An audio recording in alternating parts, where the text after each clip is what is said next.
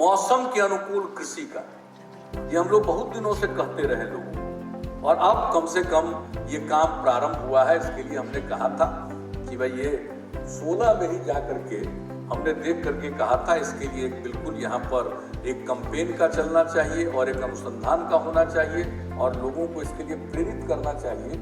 जो हमारा जितना कृषि कई जगह पर जो बना हुआ है एग्रीकल्चर फार्म है, तो उन सभी जगहों पर और कृषि विज्ञान केंद्र है, उन सभी जगहों पर इसको दिखाया जा सकता है कि मौसम के अनुकूल किस तरह के पौधे का रोपण करके ये कर सकते हैं, आप फसल उपजा सकते हैं, फसल का रोपण कर सकते हैं। तो ये चीज लोगों को प्रेरित करना। अभी क्या हुआ है, अधिक से अधिक क्या होता है, धान, गेहूं और कुछ इलाकों में मक्का, बहुत कम इलाकों में बाकी सब चीज होता है, दलहन तिलहन।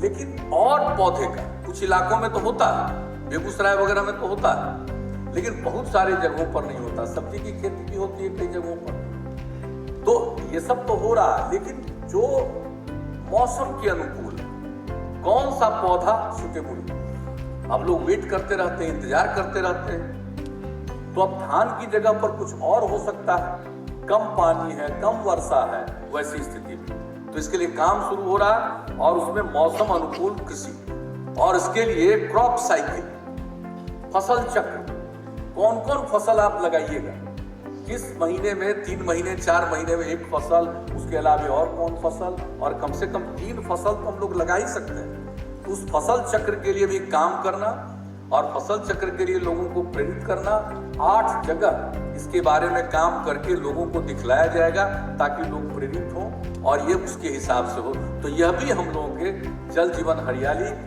मिशन का एक अंग है, मौसम अनुकूल कृषि।